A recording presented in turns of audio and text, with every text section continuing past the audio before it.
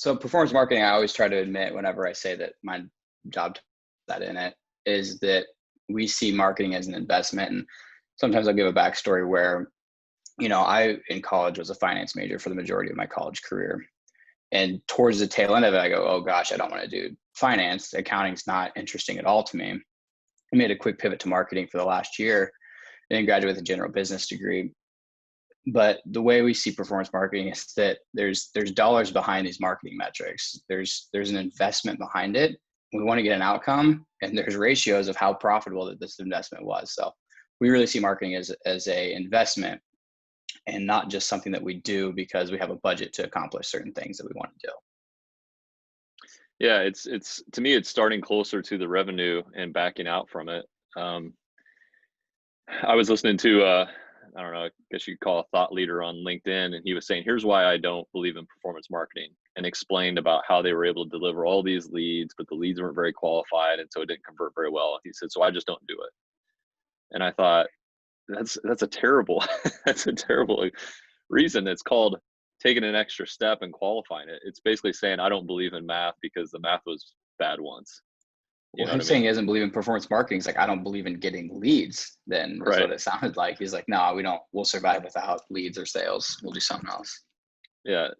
The point of it is if it can be measured, measure it until the math starts to turn out favorably. Not this doesn't seem to work, so we're going to just abandon it and go to something else completely.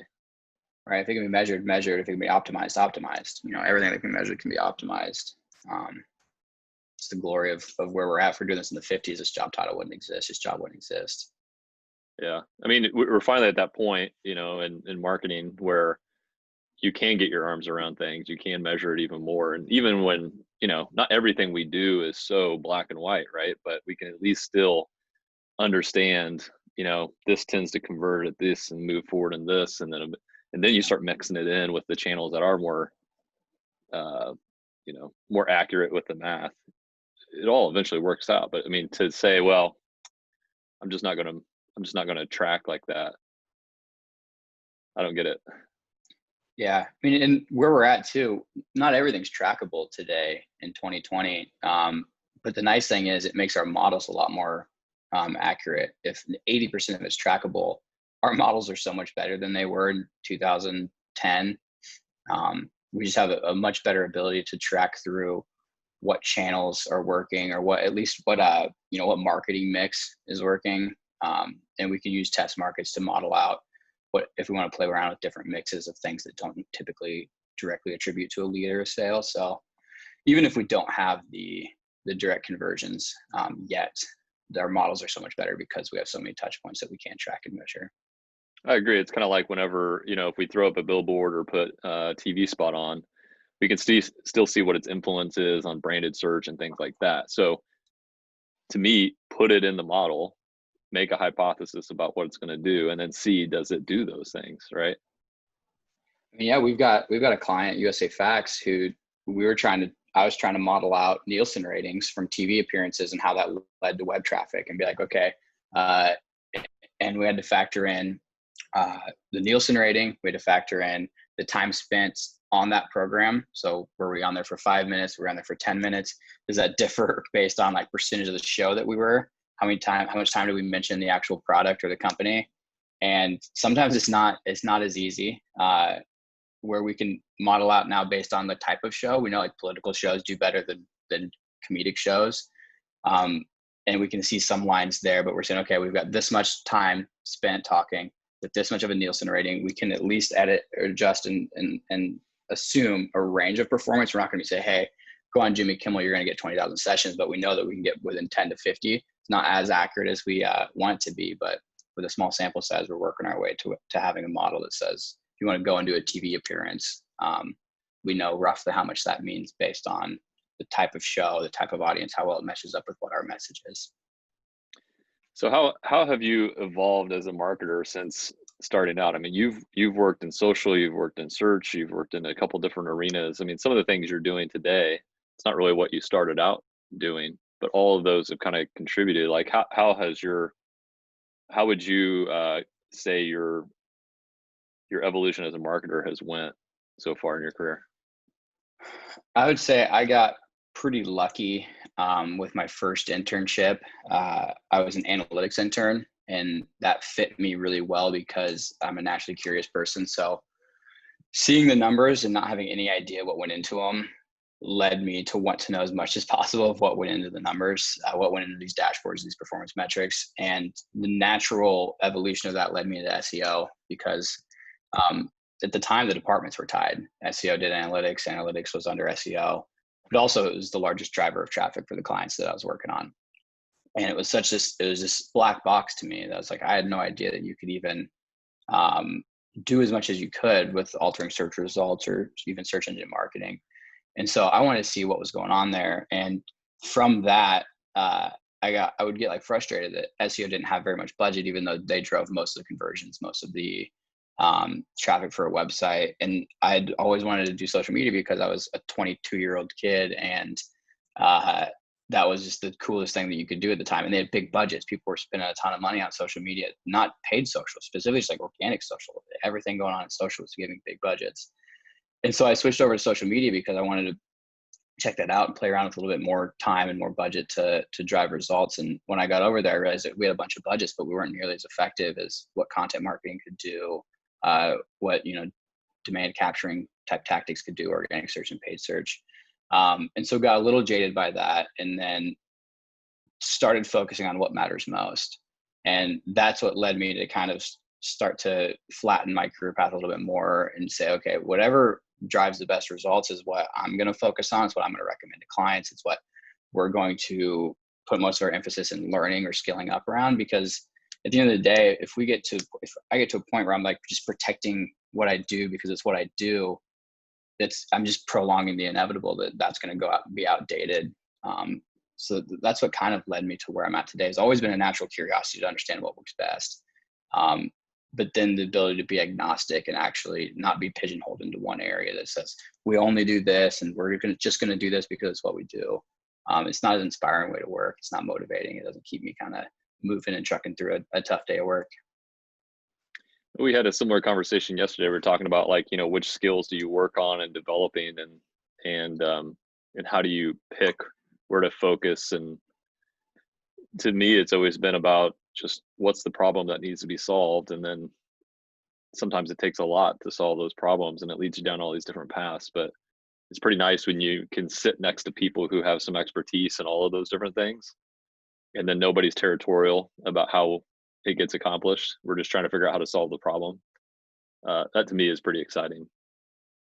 Yeah, as long as everyone has buy-in on problem and solution, like I'd love to help out here. It doesn't look like I have a good route to succeed, and so I'll do whatever I can to support everyone else. We're all on the same team and we're not siloed, which is, I think, to your point, the most important part. No one feels like they're hoarding work or trying to like pigeon off anything or section off anything just for their own well-being. Yeah, I mean, we've all worked at places where each department has its own P&L and has projections and goals, and you're going to be measured against that. We don't really operate that way. So yeah, when a client, we say, hey, we're going to do more paid search for you, and we'll kind of do some entry level SEO, and then 2 months in we flip that because we see SEO's got more promise. Everybody's cool with that. There's like zero concern about that switching. It's just, is this going to work or not? Right. Yeah, that's the most frustrating part. It goes back to like big budgets, small budgets. The stuff that we need the most budget for wasn't as sexy to sell, so therefore it didn't get sold. So yeah, it's a frustrating way to work. It's frustrating for clients. It's frustrating for the people who are doing work that they don't see as valuable to the client. No one ends up being happy except for maybe the finance manager. Right. So how have you seen clients react to the way we, whenever we do suggest a pivot? Do you see them say, hey, why didn't you suggest it on day one? Or are they happy that we, make pivots really quickly? What kind of reactions are you seeing? I think there's always hesitation when we say, hey, let's change direction. I think we do a pretty good job up front of being like, we're not married to this. This is what we think is best right now. We're not even fully ramped up on what we do right. We haven't had a kickoff or anything at this point. A lot of times they're surprised when we tell them not to give us money for something. It goes back to we could do it. We could make money on it. We're going to be miserable doing it because we're not going to see the results that we want to. clients aren't going to like it because they're not going to see the results that they want to. We see more surprise from that than anything else when we say, hey, let's turn off this channel and pivot our budget towards another channel that we're doing and maybe cut off management hours. They're shocked during that, but we've had that discussion up front. I think they're more surprised when we say, hey, don't give us money for that up front, because we don't think that's the successful channel for you to be investing your money in. I think it is surprising. It's a little sad how surprising it is. Yeah. I think maybe whenever we've done that, it's like, I've never heard a marketing firm say that to me before, but it's honestly just taking a longer term approach. You know, we've got client relationships where, you know, we might go months without really actively helping them out. And we could have sold them something easily, could have sold them on a thing, which wouldn't have been a bad thing, right? We'll help you here, but it's not the best place for them to spend their money. And so you know, there's one client in particular I can think of where we actually said, actually, you should probably work with this other vendor on this for the next 6 months. Once that's done, then we'll be in a good position to move forward. And they couldn't believe it. But I mean, yeah, to me, that's a vote of like, hey, I really appreciate our working relationship. Let's do what's best for you. We'll still be here. And I don't want this to be a 6-month relationship, but rather be a 6-year relationship type deal. I mean, we've talked about this internally between you and I, is we're still fighting for that case study. Everything we do is a case study, and it's fun that everything we do is a case study. Like, everything that we've done so far in the past 2 or so years has been something that we've packaged up and put into a case study. There's not been one that we go, oh, that was a dud, let's scrap that and not worry about putting a case study on. Everything we've done is a case study, because up front, we're really clear with, this is a good opportunity for both us and the client, or it's not. And then we've not gone into the routes that aren't a good opportunity for both of us. So it's made it really easy for our team to work on it, because we know that we're going to be able to drive good results. We know the client's going to like it. Our AMs aren't going to have to spend as much time convincing a client that this pig is actually something worth prizing. So I mean, just in general, it's a really solid setup that we've got, that we don't have to say yes to everything. We don't have to sell stuff that we, know won't work. I think the team gets a charge off of seeing that the results like really show up. They don't have to show up to a meeting and try to gloss over things that they know is not really panning out. So I think it helps employee retention and satisfaction. I think it helps with referrals. I think people trust us. And it's just because we're trying our best to hit a goal or do the right thing. And to me, it's pretty obvious that that's what we should all be doing. But it's not exactly what everybody does in our industry. Yeah, I think it's changing though too. I think we're just one of the first ones to do it. Clients now have more insight than ever into how things are performing in real time. Going back to talking about what we can track through to a conversion or a sale. So I think it's just people are going to be coming around. Agencies are going to be coming around to a format like this more and more. I think we're just a little bit early to it. I think you're right. I think clients, the idea of being married to your partner, it's not really the case.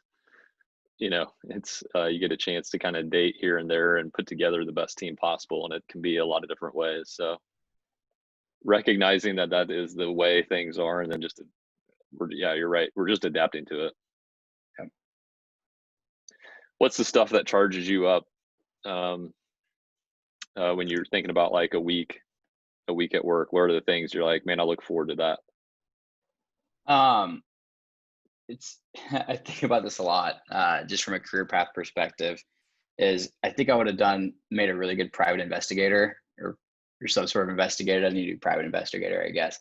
I just love when something's not working and having to figure out how it's working. I mean, obviously don't like when something's not working, because people are frustrated by that. But when someone says, hey, we've got a problem and we don't have a clear path to solve it, like we don't just go do 1, 2, and 3 and then kick it out the door. That's the most inspiring stuff, because you learn a lot throughout that process. There's a lot of unknown, and you have to be creative with trying to find solutions for things. So a lot of times, statistical roles like the media side, search side, analytics side, don't get a lot of opportunities to be creative. And when it comes to problem solving, we have to be creative with our tactics. We have to be creative with our ideation when it looks for where's the leak. If we got a leaky bucket problem, where's the leak at? Sometimes it's not as obvious. So we got to get creative with how we think about traditional issues that we solve, because this one's always unique. No, I can relate to that. There's something that is pretty fun whenever it's like very smart people haven't quite figured this one out. And if you can actually step in and like help them figure it out, or maybe even solve it yourself, like that feels pretty good. Oh yeah. A lot. I mean, I think there's an opportunity. A lot of folks get frustrated when you're blazing new trails and trying to solve a problem. And when you're Googling for it and you're looking for people who haven't had that problem or who have had that problem, you can't find anybody. A lot of times it's like people go, "Oh no, like, sorry, no answer to this." I think that's the most inspiring time. Like no one's either had this problem and solved it, or no one's published it. We could be like the first person to actually like publicly say, "This is what's going on. This is how you solve it." That's the stuff that when you can't find an answer for it on the internet, you're like, rather than getting discouraged, I think I get just fired up by that. I'm like, this is an opportunity to solve something that if it has been solved, no one's ever said that they solved it. So That's cool. I feel like the same thing relates on our brand strategy side. I mean, a lot of our clients, they've tried to figure this out. They've tried to understand their brand and articulate it well, and they know it so well. In fact, that's the obstacle, is they know it too well. But then I think our brand strategy team has a ton of confidence that they will figure it out, have a really high success rate. It's the same with your team. Your team comes in all the time, and if the client will give us a good goal to hit, we will like problem solve until we figure that thing out. Usually it's like one little problem at a time, starting to make steps, but that is the fun stuff. oh, yeah. So your team in particular, I think, is a pretty driven team. I think, everybody at Native is pretty driven. Besides problem solving, are there other things that you would say are like big motivators for you, or the things that make you kind of tick? I don't know if you're teasing into that purposely or not, but outside of being curious, there's a competitive edge that you need to have, and we get a lot of insights into that as well. Either we're trying to beat last year's performance, or we're trying to beat competitors. Part of what helps drive the curiosity, and maybe it's the underlying engine there, is the competitive edge. I'm a competitive person by nature, and the way I get that out is usually at the gym, or I do it for clients' competitors. And it's just, it's something like subconscious that's going on. It says, okay, we performed this well last year. What are we going to do to beat that? Either from an efficiency standpoint or overall performance standpoint, or we've got clients who are number 2, number 3 in their industry. We go, okay, here's where can we benchmark number 1, and what do we need to do to get there? And as long as that our goal is to be number 1, right? And so that's always the funnest part, is to put together the goal. We want to be number 1, or we want to outperform last year, and then put together the steps that it takes to actually accomplish that. That's cool. Yeah, it's like some of us aren't competing on the field as much anymore, so now we got to get our kicks out at work for our clients. Yeah, there's got to be an outlet for it, otherwise it's just a bunch of pent up competitiveness. Yeah. So in terms of your role today, what are some of the things that you enjoy about it? If you think about some of the gigs that you had before this, like what's the thing you're enjoying most about your role right now? The role right now, I would say, is changing quite a bit to being more trailblazing in the sense that I'm learning more of stuff that I wouldn't have learned normally, which is good. A lot of it's too is I've been giving up a lot of control. I've been handing off stuff, complete ownership of stuff to team members, and that's a scary thing for me. I'm competitive and I want to drive stuff through the finish line, but what I'm learning a lot is that there are things that when I hand stuff off to a team member that I would have never done that worked really well, and I'm learning through that process as well, which I would have never anticipated when I made those first scary decisions. Say, hey, take ownership of this. I'm going to step into the background, and then I go, I would have never done it that way, and if I didn't hand off ownership, it probably would have never gotten done that way. And that's a new way to learn. It's rather than you learn more from your own mistakes, but also you're learning more from things that other people are doing that you never would have tried. So that kind of stuff has been scary at first, and now it's an opportunity for me to say, okay, kind of giving up control, and then learning through everyone else's experiments. and then there's 4 or 5 other experiments going on. I would never been had the time to do that many experiments. So Yeah. Well, and I think you're fortunate too. You've got a great team to hand things off to, and they do things differently, but also do it well. And then I know they benefit when you come back in, take a look at it from a different angle, and then they get to, you know, do the same thing, approach it from that angle, think about it the way you would have done it too. So it does seem like it probably sharpens everything. yeah, we've got a good setup both from a skills and capabilities perspective, but also just from a mindset. We don't have a lot of sacred cows. So we don't have people who have an idea aren't married to that. It just goes back to our goal is just to have the best case study, the best results possible. So we've got a good group of people to pressure test against, whether it's me asking them for feedback and completely, starting from the ground up on something or vice versa. It's just a really good environment of folks who are open to feedback, want constructive feedback. And again, we're not too tied to our own ideas if we don't think that they're collectively going to be the best result. Yeah, your entire team, nobody is a one-hit wonder on your team. Everybody has worn multiple hats so far in their career, and they use that whenever you guys are trying to dissect a challenge, right? I've watched people pull on analytics background, pull on paid media, pull on paid search, pull on stuff that's not even marketing. I think that's pretty cool. Yeah, it's we're specialized, but to a degree. We're not too siloed that we've got a specific technical SEO person. We've got to know that because we have to be able to execute it. But then that person who's doing technical SEO also knows the implementation for the content people as well. So it's just having a well-rounded team is so important for finding new solutions to those problems that we don't know how to solve yet. Yeah, totally. So Matt, you've been with us for a little bit. We hit our 5-year anniversary mark during quarantine. So the party we planned is on ice for now. If you think back about the past year or so, or just since you've been here, are there favorite stories that you tell, friends or family about working at Native? Man, it probably would be just right to this isn't, I don't know if there's like a fun story, it is, but it just right towards the end of the normal times, like, up to March 13th or 14th, whatever it was just every now and then I would just look around and be like, when I started, there was like 10 or so of us in this office and it felt so spacious, right? We had 3 conference rooms. Like, okay, I don't know when we're going to use these 3 conference rooms. Like we'll use a couple of them maybe. And then as we got into the end of last year, you'd look around and be like, we have to like bring in new desks and like, what are we going to do? We used to have pods. Like, all right, well, instead of pods, we're going to create like rows because we have so many new people coming in that we were outgrowing the space before we even had a new space to move into. That part was exciting, not just the numbers wise that we were growing, but that we were getting to add people to the team who did things that we hadn't done before that were incredibly sharp. And so it was inspiring, not just that we were adding people and growing, that's fine, but the fact that we're adding folks who were just so diverse in what they've done, sharp people who, even when we weren't, even if they weren't, in my department where I worked with them directly, like seeing them work with clients, hearing their ideas when we have, tough problems to solve has been by far the best. And then there's the stories of setting up offices and setting up a meeting room in a closet so that we can have individual time to have a phone call without disrupting people. Those are always fun little anecdotes too. Oh man, that's so good.